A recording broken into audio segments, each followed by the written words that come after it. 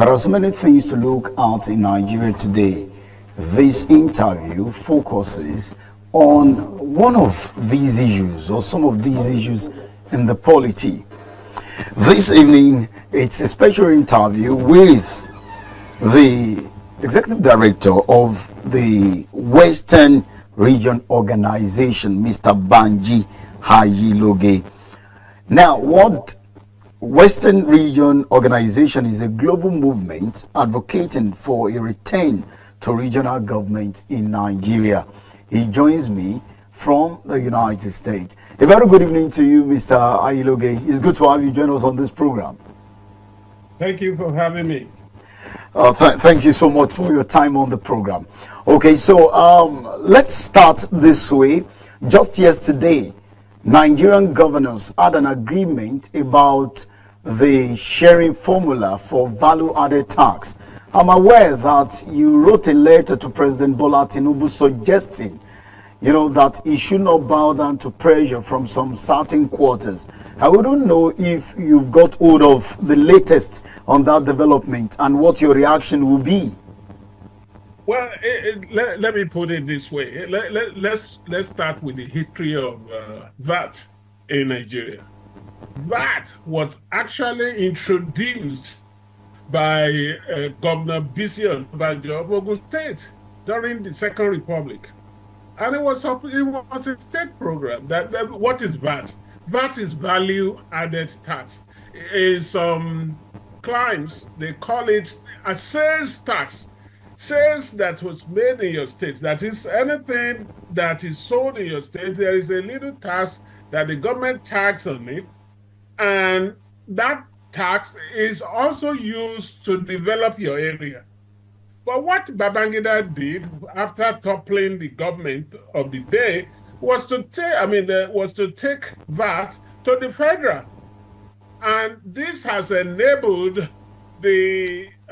those who have no infrastructure of collecting this tax to benefit, in which case you are benefiting from where you haven't sold. If, for instance, Lagos State is able to come up with VAT of about 500 billion, that's just fictional number. Right. It's not based in facts. But if Lagos State is coming up with $500 billion, for instance, and Safara is coming up with 500,000 naira, and then at the end of it, the federal government mops up all this money from all the units or all the federating units, and now sits down and says, look, Safara is now getting about 10 billion. Lagos is getting 100 million, and Ekiti is getting 8 billion. It's not fair. Because why is it not fair? It's not fair in the sense that this is something that is collected from your state. State tax, it doesn't have to be divided or shared proportionally, and we say that is socialism of the state. You are collecting from those who have, and then you are giving it to those who don't have, and they don't have not because they have nothing to collect, but because they are not working hard as Lagos State. I hope you understand what I'm saying. Socialism is where you rob or you take from those who are working hard, who are earning money, and then you give it to the indolent members of society. That is exactly what the federal government had done. Okay, so let's look at, initially some governors who are against this particular development. But yesterday the governors met, the southern governors were there, the northern governors were there. Agitations have been coming from the northern governors. But surprisingly, yesterday, the governors spoke in one voice. So they agree that on equity basis, 50% of whatsoever is generated will be shared. Now, 30% and 20% based on population. Now, that seems to be very, close to what the northern governors want. and of course a departure from what you had proposed. But whichever the case may be, with that arrangement, do you see any ground being shifted? Let me explain this. Initially, the northern governor said, "Oh, this is cheating. This is not for the unity of the country." You know, they were not saying that the sharing formula is not a good thing. They didn't even say that. They just didn't want anything to tinker with what they have, which was just collecting all this money to the federal purse and then disbursing it with all this fictional or an imaginary formula that said, "Oh, we are using population." Nigeria has not been able to have a very, very viable census, and then you are basing something on population.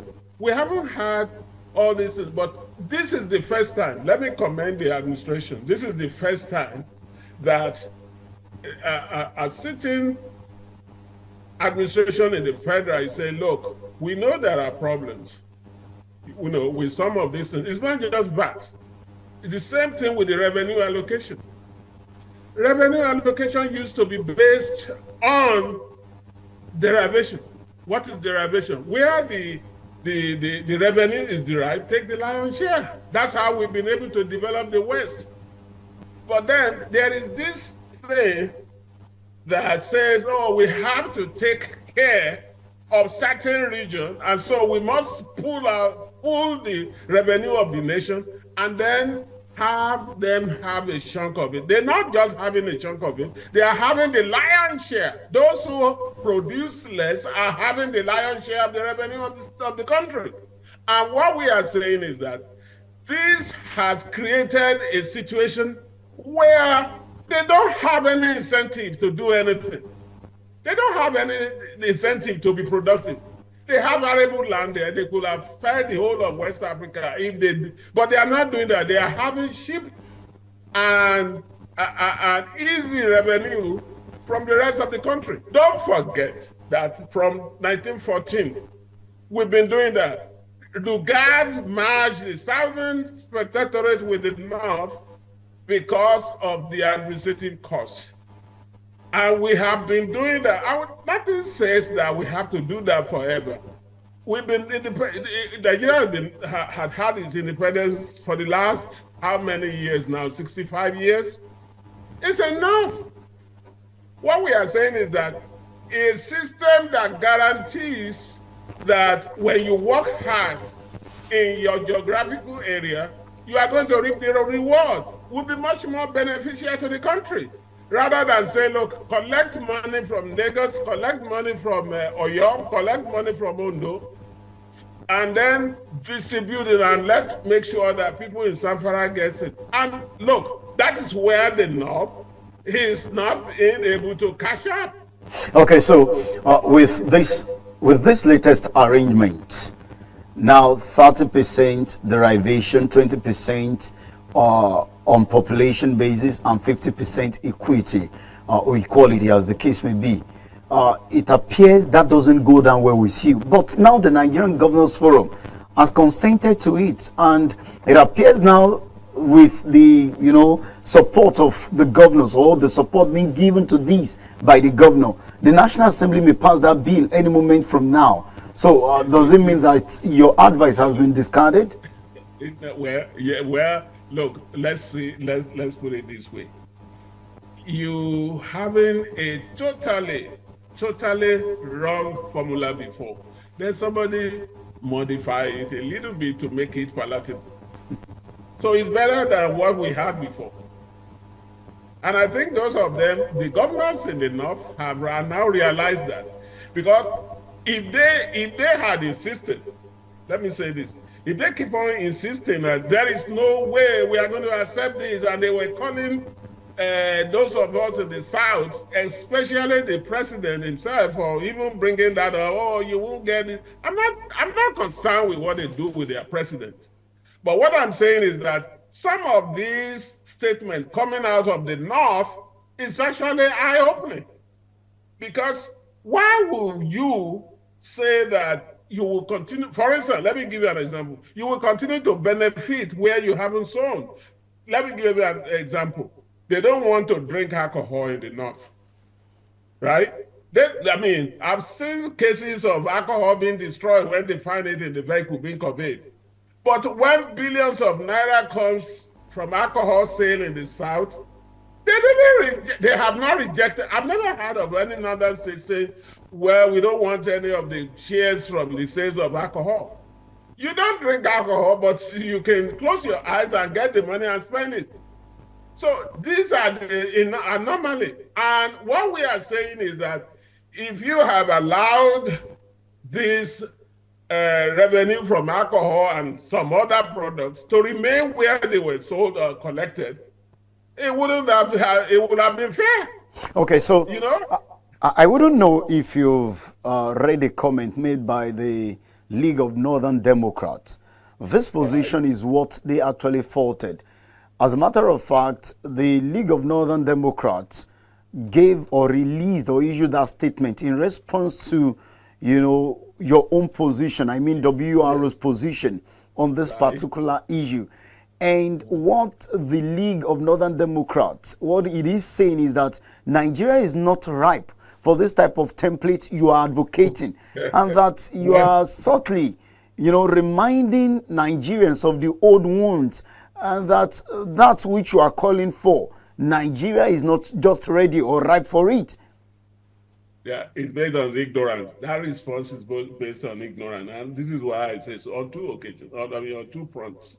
One, when will Nigeria be ripe for equity?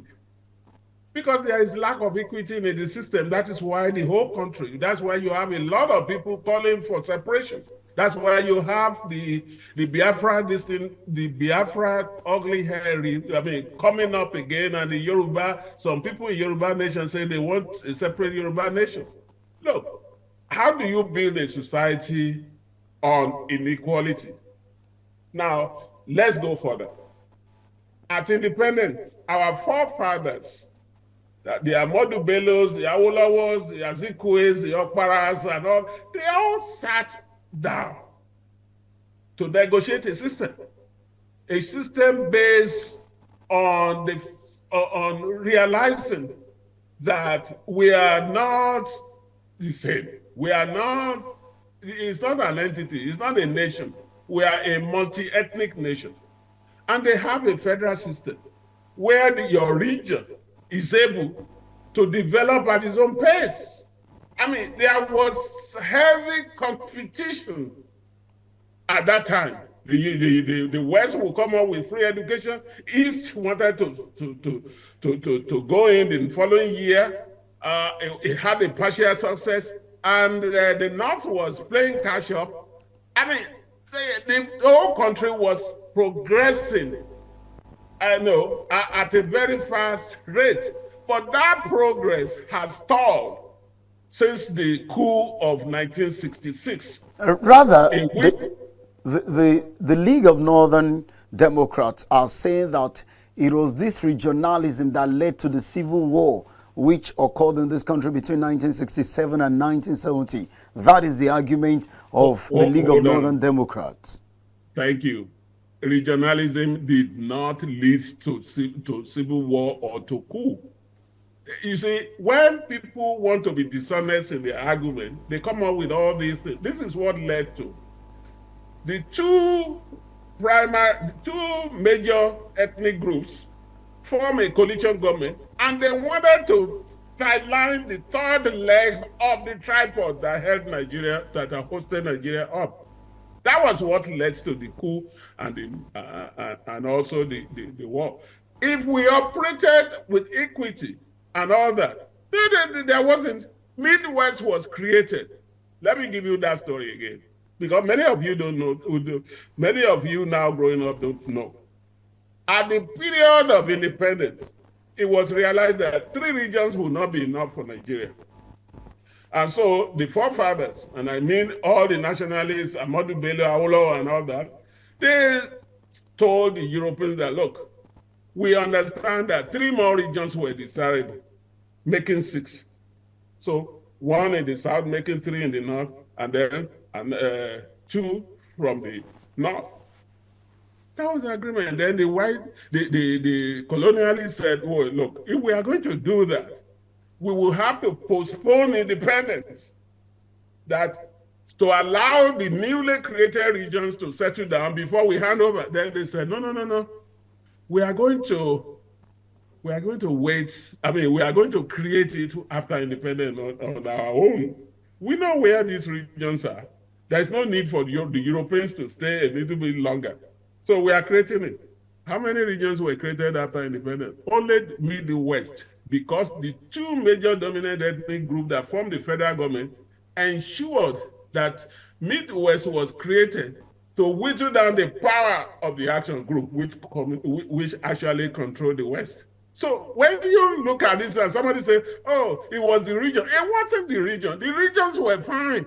This were the time that all these universities, University of Ife, University, Ahmadu Bello University, Nsukka University, those were the periods that these universities, people were competing in all the regions. If you see the West leading in something, you want to copy it the next year. It wasn't the region.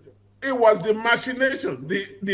In which case, regions or ethnic groups were trying to lord themselves. There was a competition to be the one to dominate the other. That was what caused the coups and civil war. And it saddens me when I hear people say, oh, the regional government led to. It didn't. It was the finest. As a matter of fact, the area, the United Arab Emirates, came to they borrowed from our constitution.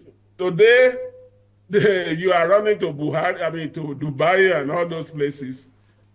They successfully copied our model. Many of you didn't know this, but the point I'm making is that any time we want to double down on what has not worked. Well, it has not worked since 1966. What we had is a compilation of errors. Ironsi came and turned out a unitary system. Then the people that came on July 29, instead of reverting it, they just perpetuated it up to now, and they codified it in the 1969 Constitution. Okay, so if someone who has been following the narrative, just a few days ago, Nigeria celebrated the Armed Forces Remembrance Day, and that day again brought to the fore what happened in 1966. But one particular narrative that this brings up each time these days remembered is the fact that wounds are yet to be healed. And so you see this chasm between the southern part of the country and the northern part, such that it's a case of who blinks first. How can this wound be healed? By imposing equity. Equity is what can actually do that. How do you get equity? Let everybody be the master of his own domain. If a forest, let me give you I always give examples. In the beginning, after independence, the West determined that education was the key. And they based all their resources, all that to promote education. And the result is what you see today. You are looking at it. So much so that we are now exporting expertise around the globe. Whereas the others prefer something else. Those who prefer to secure heaven through religion are still there. They are the ones that are saying that, look, we must subject the whole country to what has not worked for them. We are in a hurry in our own region to join other nations in the world in advancing our interests. We are not going to wait forever to be saying that, look, until some people, do you know, I'll give you an example again. Do you know there was a past minister of education that actually said that the South must be kept down for the North to to catch up with us. And the result of this thing was to have JAM and all these bodies that allow somebody with 25 from the North to be admitted to university, where somebody with 65 in all those states is not able to gain admission. Do you remember this minister? Yeah, I remember him. But you don't want to mention the name? Huh? You don't want to mention the name?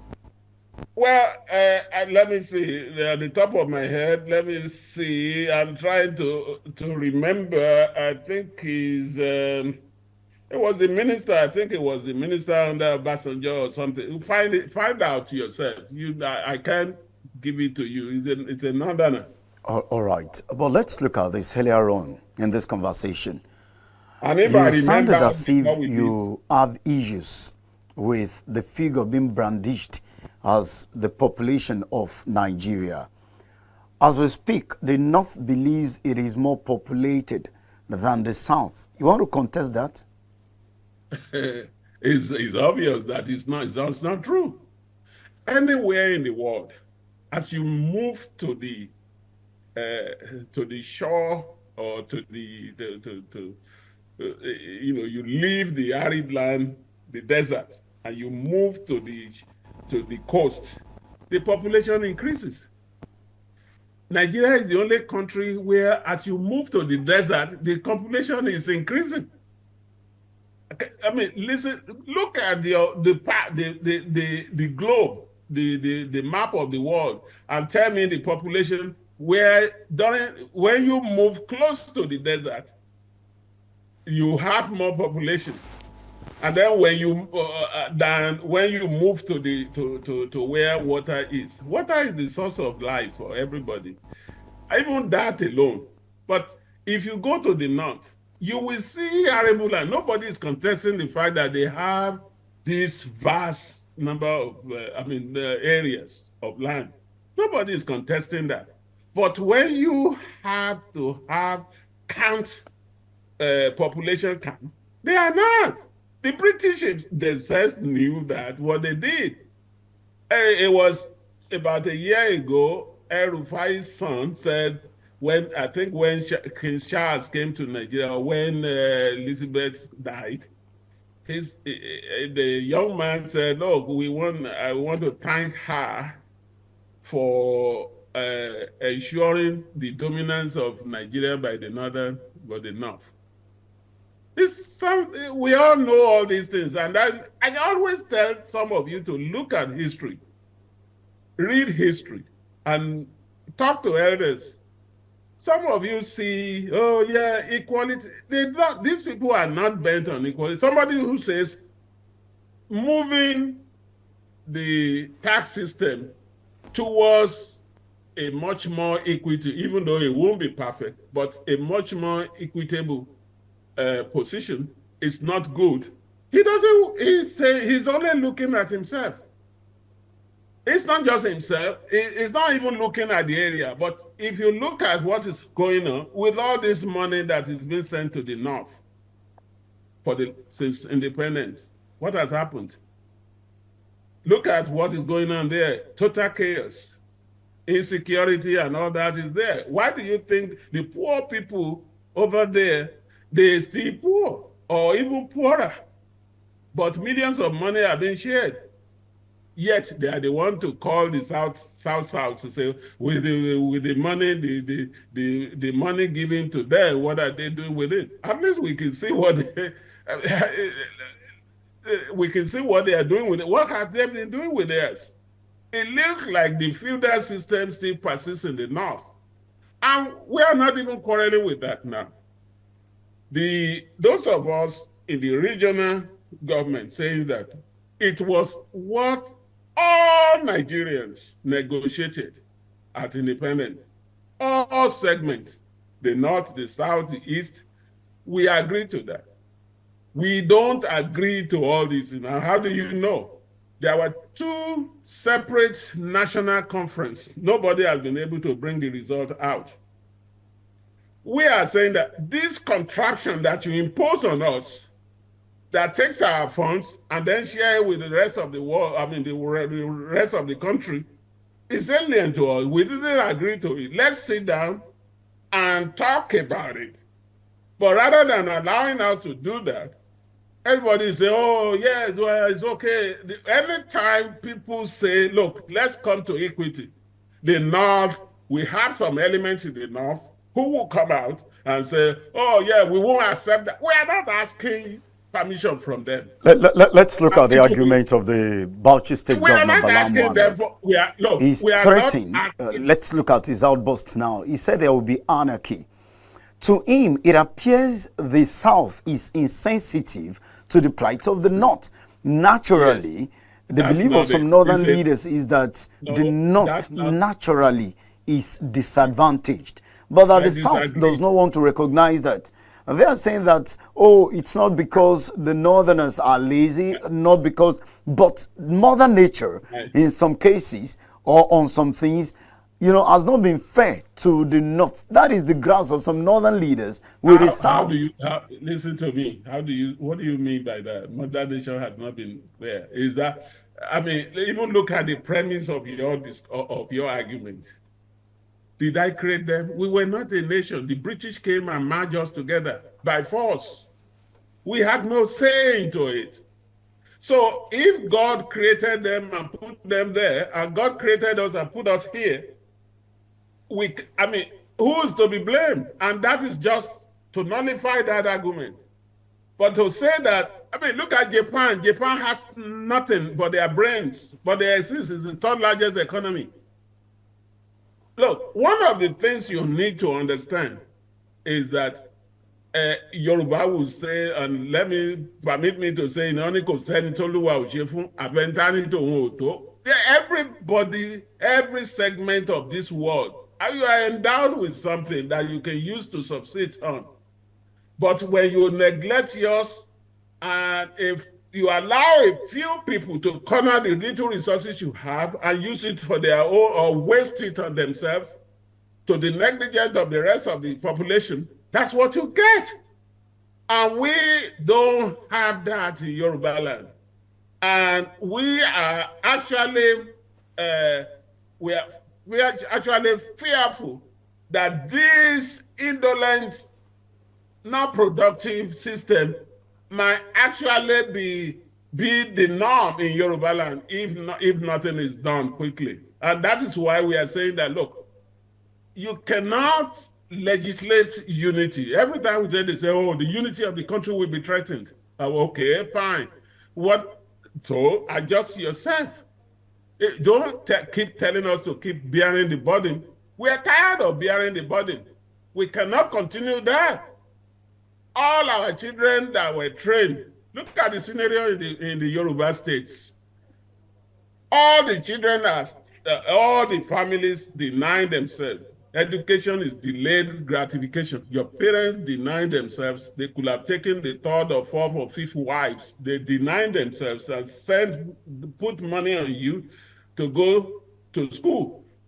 You get educated, you become an engineer, you come out, you are not employed. You can't do anything. The next thing is to go through the desert through Libya to try to escape. In Yoruba land today, there is no family.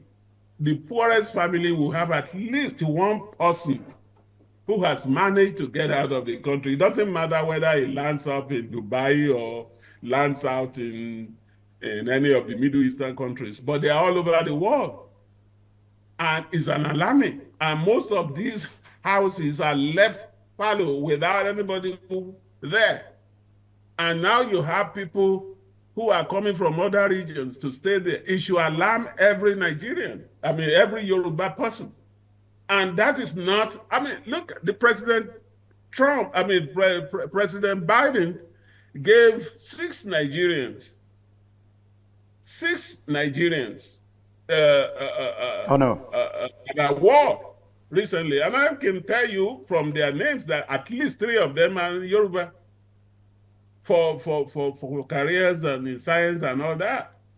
And you can see them. You can hardly see any hospital, big hospitals in the United States without meeting Nigerians who are doctors, nurses, and all that.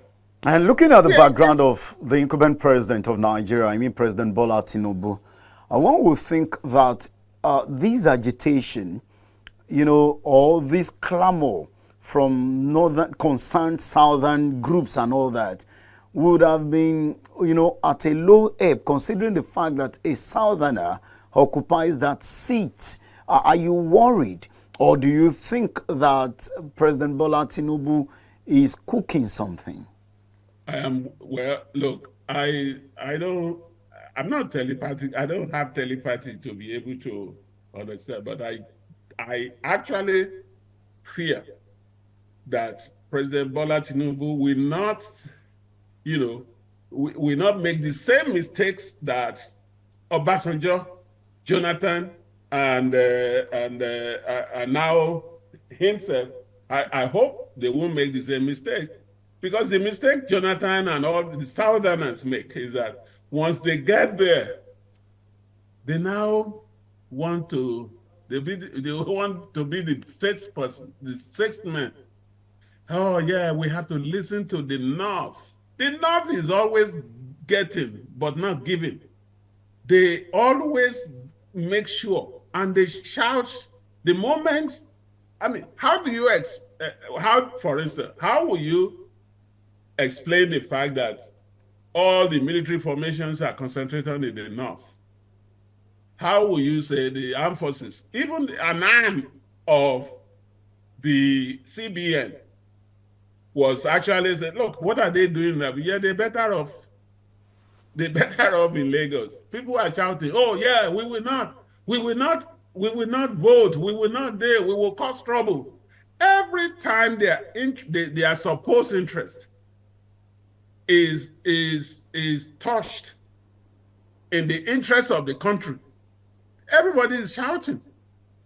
I'm not even everybody. They are the vocal minority from the North. Let me put it that way. They are shouting, oh, the North won't. It has gone into a situation where I sit in a meeting and say, here on North, that it's not for them to grant. We are telling them now. Well, someone watching this program now may accuse you, someone from the northern extraction may accuse you of just, showing hatred to the North for no just cause. Why would I hate the North? Give me a reason why I should. That is none.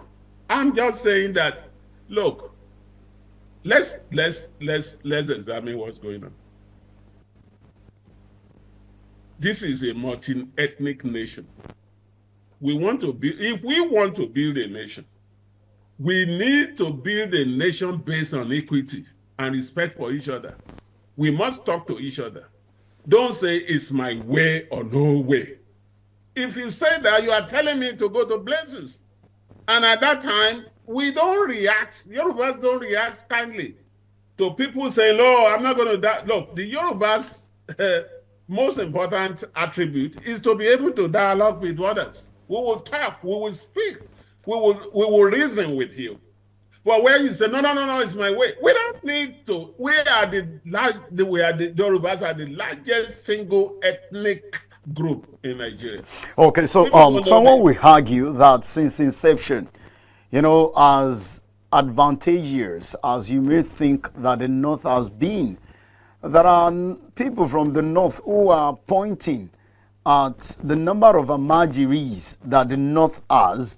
Now, someone will blame the North. They say someone will blame the North, saying it is its making. But the argument of these ones is that if the North has actually benefited so much from Nigeria as an entity, how come it has this number of Amajiris?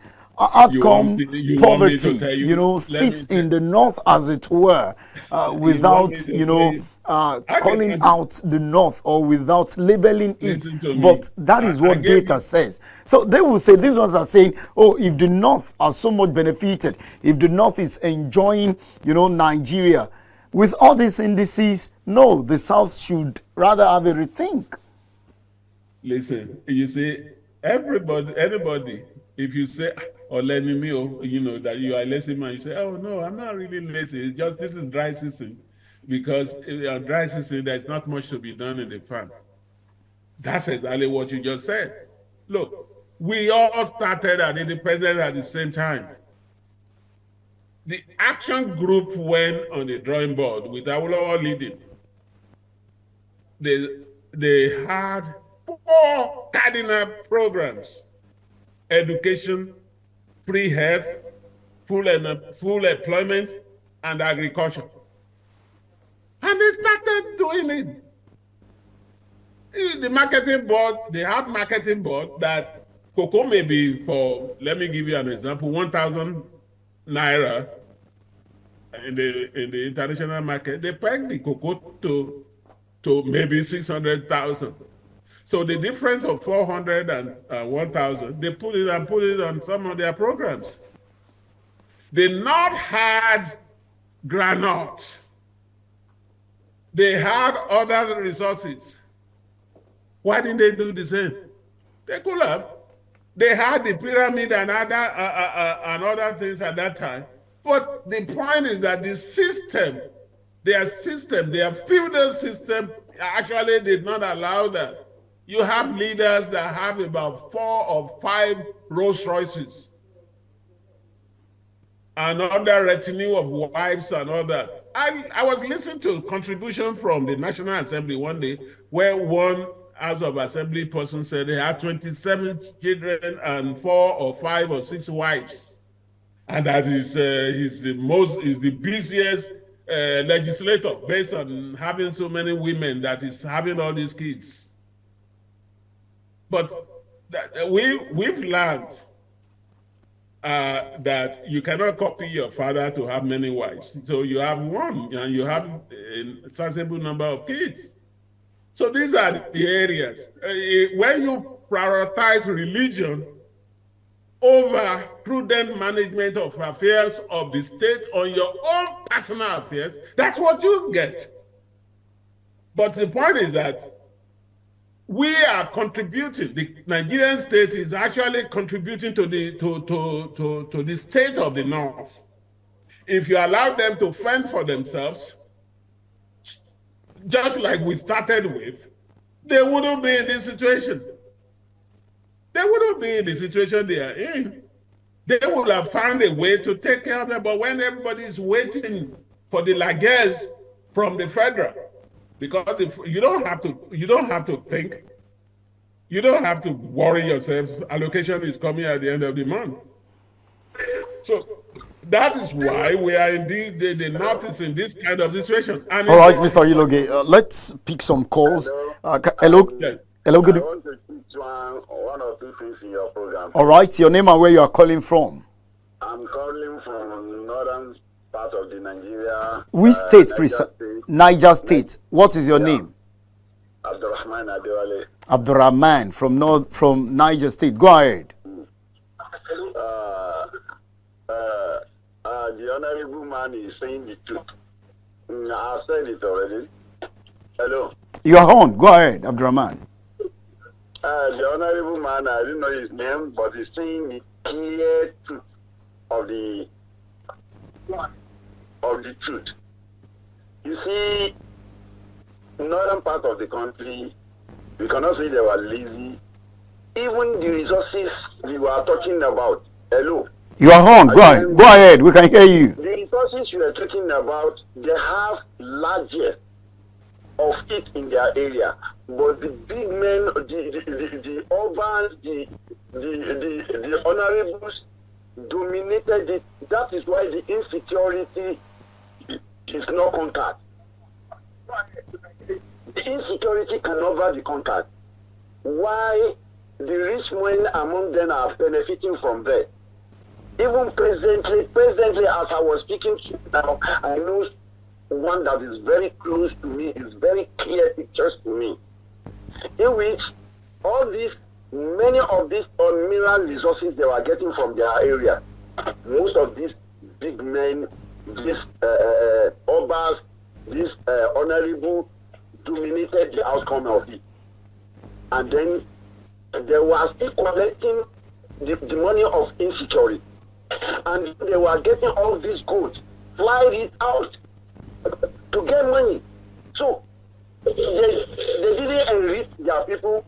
They only owed it so that everybody will be doing one category for them. All right, The money they have, they can be able to share it or empower many people. All right, so something reasonable. Abdurrahman, The area here, the stranger dominated all the businesses. but are you saying, to cut the long story short, The next thing you will hear from them is that it's our town. all right, It's our country. Abdurrahman, We are born by rule. okay, You know.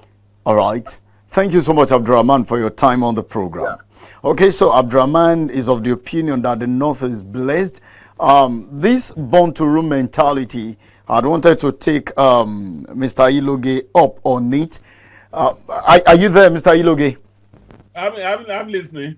All right. So the last caller, Abdurrahman, talked about the born to rule mentality.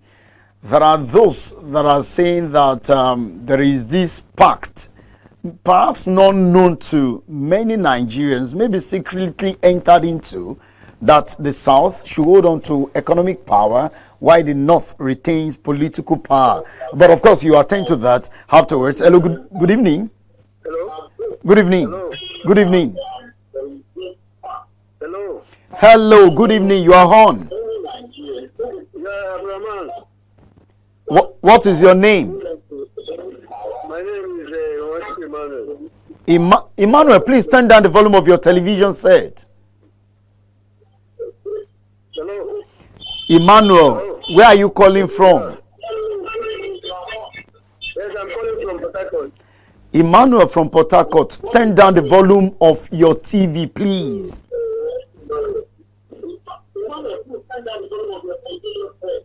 Okay. All right, go ahead. Oh, we lost Emmanuel there. Please, when you call in, just turn down the volume of your television set so that we can have a conversation. The number to call is displayed on your television screen, 0907 072 0980. All right, Mr. Ayiloge, you want to respond to my last question about maybe a pact that is not known to many people about who holds on to what? Are you aware of any of such? No, but look, there is no such pact. The thing is this. I mean, what are they saying? When Awolowo was turning the whole of, Ilupeju Industrial Estate, Apapa Industrial Estate, and all the industrial estates in Nigeria, that was the Western region money that was invested in Lagos. Don't forget, from Ido to Apapa to all those were the Western region. So look, and the federal government didn't turn those places to industrial areas. In the West did. And what were they doing in the North at that time? What were they doing in all the other regions of the world, of the country? Look, there was not such a pact. What had happened is that we have transformed our area within that short period of time when we control our destiny. And then after that, they came back with the backing of our colonialists, of the imperialists, and scuttle a system that will have propelled us to the highest that we can actually realize. And we are now saying, those of us who saw the pace of development in our area and the pace and how they have slowed down development in the name of unity, we are now saying, no, let these areas control their destiny. If religion is your own thing, by all means, go ahead. But those of us who wants to do industrial development, those of us who wants to educate our children, who wants to join the community of nations, progressive nations around the world, let us do that. And that is the only thing that can lessen the tension.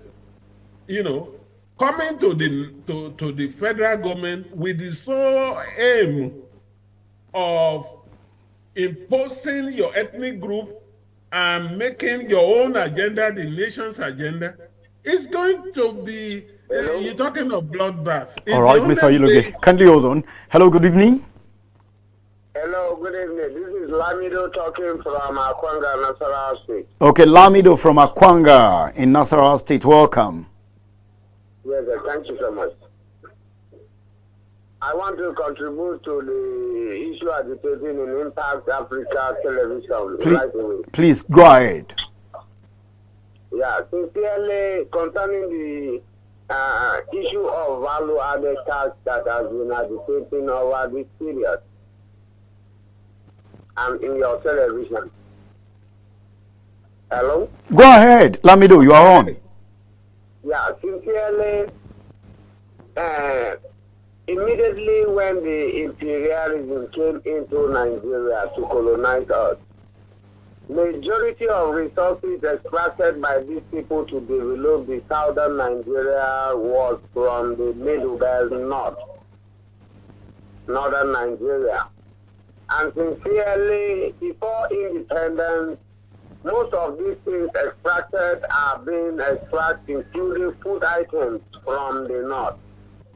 And after the independence, they allow us to continue with restructuring. That is, every region were independent of their own before the amalgamation. And even after the amalgamation, truly, my contribution is that it is good that the country should embark on an equity tax reform. And truly, issue of separation or whatever, sincerely, I think it's going to be difficult for separation in Nigeria because we are already united. But what's your take on the call for regionalism, Lamido? Regionalism. Yes, regionalism. What's your take on that? Can be good because it awakens other regions to work harder to earn a living. And sincerely, this is my humble submission. Thank you, sir. All right, Lamido, thank you so much. To Lamido, it's a thumb up for regionalism. You can also be part of the program. The number to call is displayed on your television set. The only thing is that when you call in, endeavor to turn down the volume of your television set so that we can have a conversation. It's a special live interview with the Executive Director of Western Region Organization, WRO, in the diaspora. I have Mr. Tunji with me from the United States, Mr. Banji Ayiloge. Hello, good evening. Banji Ayiloge, not Tunji. You want to give me another name? Hello. Okay, kindly call back on the program this morning. Okay, so Mr. Ayiloge, to you, the solution to all of these things is regionalism. You know, each region going their separate ways so that there can be competition.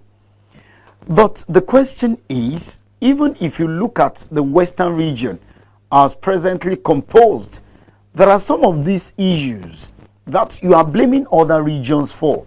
Are you worried? You talk of poverty. I tell you that poverty has found its way into the Southwest. Some persons will say that was not how the Western region started. Now you talk about subtle Amajiri system. You know, children are dropping out of school. You see children roaming the streets during school hours. You have some of these things here. Are you worried with this development? But let's talk to this person. Hello, good evening. Hello. Hello. Good evening. Welcome to the program. Hello? You are on. Good evening. Okay. So Mr. Ayiloge, over to you. Now, let me start this way. Somebody said doing the same thing over and over and over is the definition of madness. Since 1966, we've been doing the same thing that has led us to Yorubas now having a Majiri, like you said. Okay, Mr. Ayiloge, just a minute. Why should we? Hello, good evening. Hello, good evening. Thank you. Your name and where you are calling from. My name is Temple. I'm calling from Port Harcourt. I'm following up your program. All right, Temple from Port Harcourt, welcome. The case study of regionalism, I think that's what we're talking about here. Go ahead. All right. I think it will be a welcome development because it will foster development in all the regions. Okay? There will be competition and people will, whatever that God has blessed you with in terms of resources, natural resources, and also what is even driven the world now is technology. A lot of people will deviate from and go into technology. Those that want to go into technology to advance development in their region. I have been paying attention to what our daddy has been saying on studio. You see, I looked at, because there's a book I read during the times of region, how Awolowo was able to develop the West. And Michael Okpara also did his own at the Eastern region. Nice. So I think that's a good part to talk. And with this, I also see the reason why Ojukwu also agitated for independent state of the region. At Aburi, the agreement at Aburi, we are still running back to that same topic. So, well, I pray that God help, because the truth remains that Nigeria has just been rolling. We are not falling out. We are not meeting up to other nations in terms of development. All right. Thank you very much. Thank you so much. I pray that those in the north will also kill him, because they are, for me, as far as I'm concerned, they are the problem. They are the ones dragging us back. All right. Thank you. Thank you so much, Temple from Port Harcourt, for your time and for your submission on the program this morning. Okay, Mr. Ayiloge, you want to come back into the discussion? You are making a submission.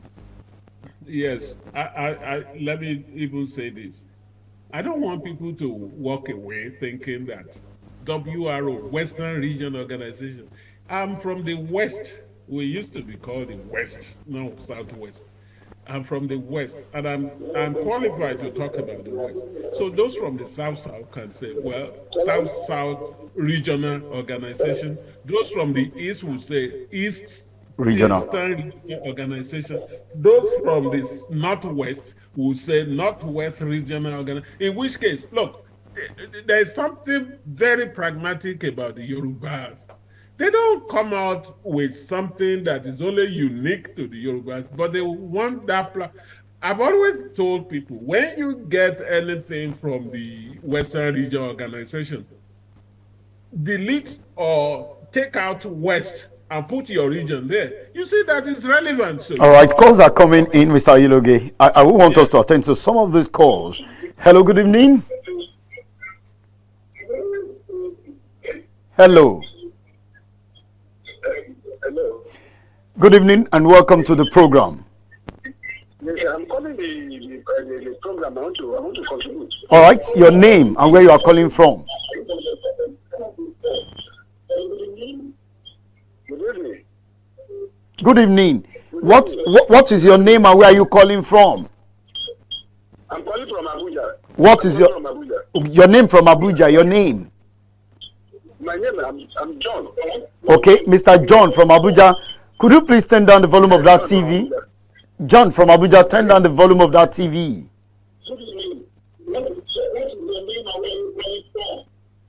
My name is John. Okay, Mr. John, I have heard that. Turn down the volume of that TV. Yes. I'm John from Abuja. Go ahead.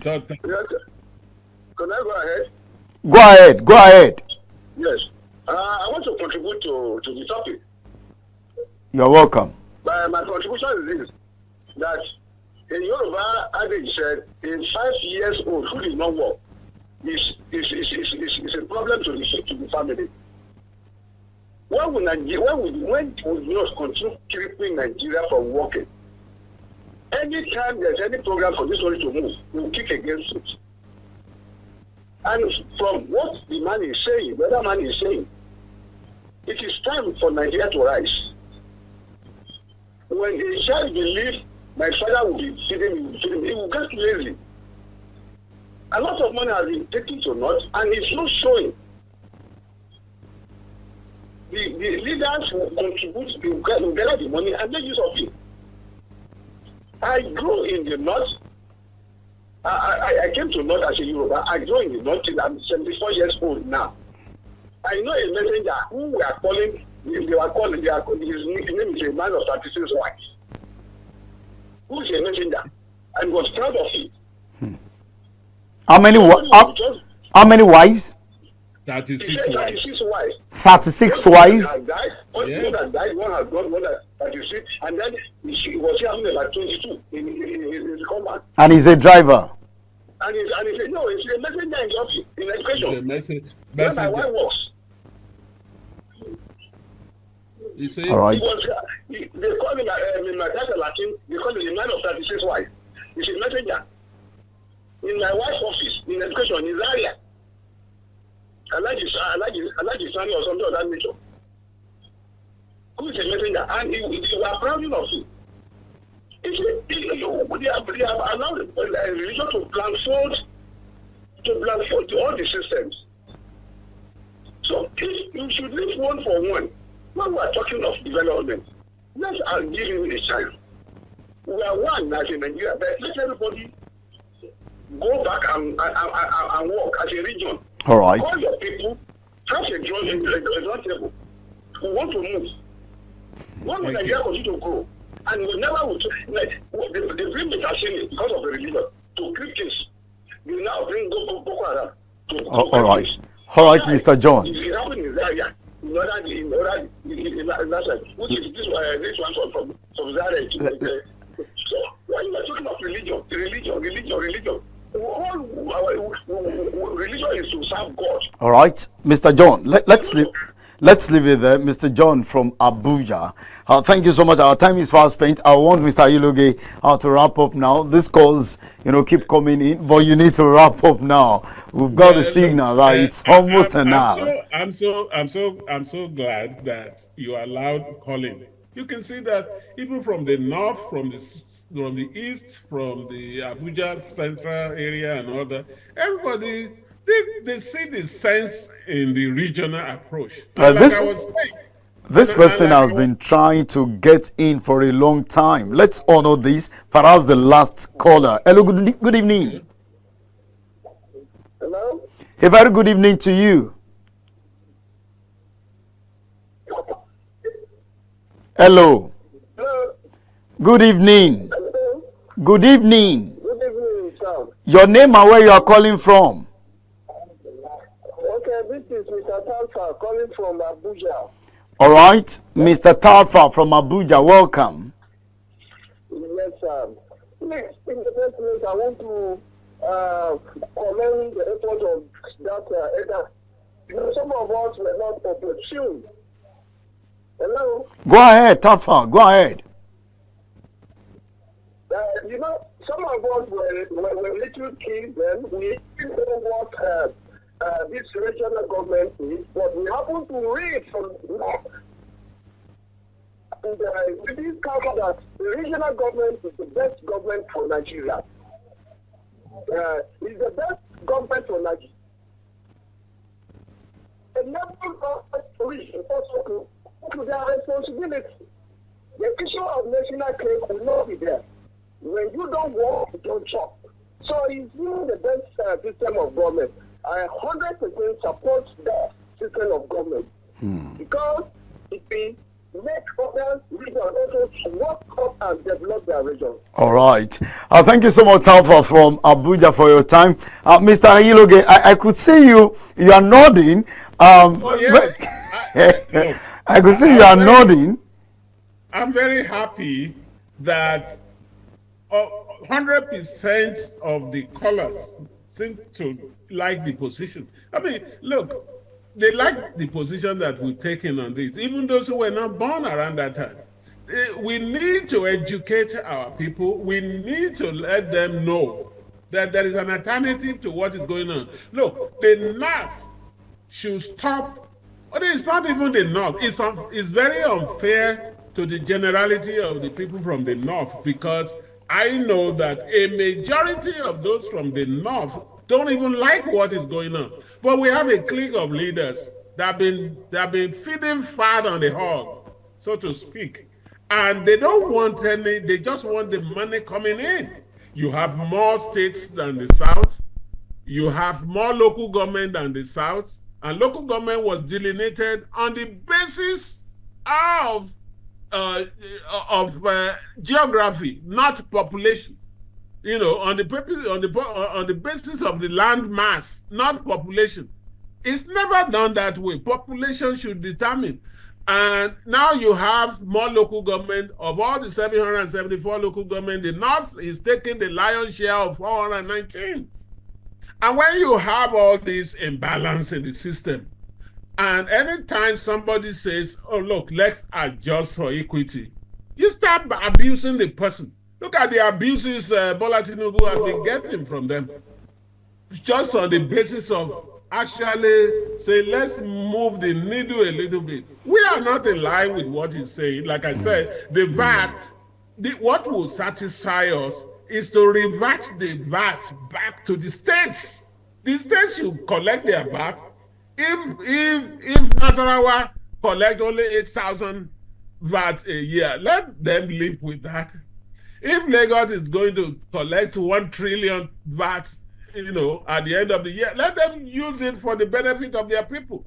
If Ondo State thinks it has to move from 800,000 to something like 2,000, let him improve the economy and improve the area and be able to get more VAT. This is what happens in all the democracies, and in fact, all the places that call themselves a federal republic. I'm afraid, Mr. Ayiloge, this is where we're going to call it a wrap. I must say a big thank you to you. Thank you so much, Mr. Banji Ayiloge. He's the executive director of the Western Organization of Nigeria. Don't give me another name. I'm Banji Ayiloge. Banji, not Tunji.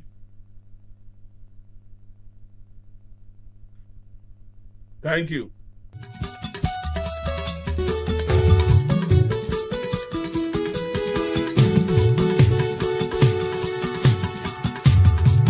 Impact Africa Television, ìṣàwárí, ìmúgbòròdùn, ohun ìgbéga.